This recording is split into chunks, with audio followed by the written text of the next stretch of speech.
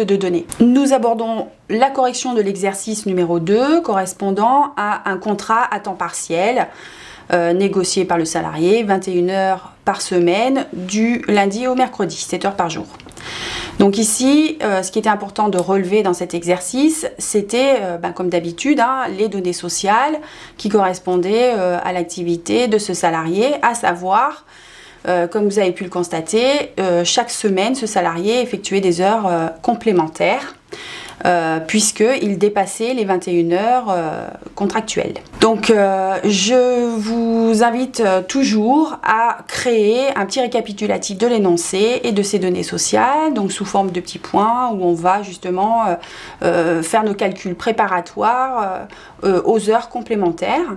Notamment ici, ce salarié étant à 21 heures par semaine, eh bien, il va falloir calculer les 1/10 d'heures complémentaires rémunérées à 110% et le reste étant dans le maximum de 7 heures, bien sûr, rémunéré à 125, selon le code du travail, puisqu'il n'y a pas eu d'accord collectif dans cette entreprise. Voilà.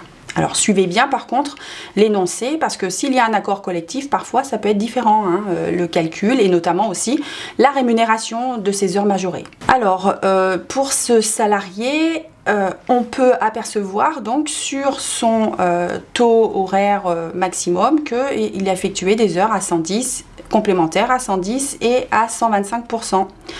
Donc un petit tableau récapitulatif semaine par semaine avec les heures normales, les heures effectuées, effectivement travaillées, un petit total, une petite différence donc pour calculer le nombre d'heures complémentaires et justement celles qui seront rémunérées à 110 et à 125%.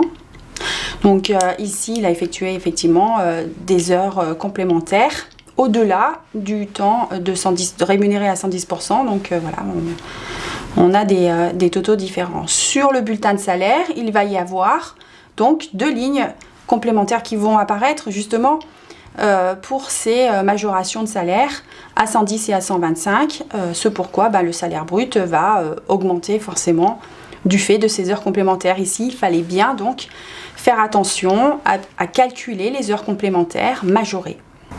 On se retrouve pour un autre exercice correspondant cette fois-ci au complément d'heures, puisque cela correspondait donc à nos chapitres précédents de cours. A tout de suite!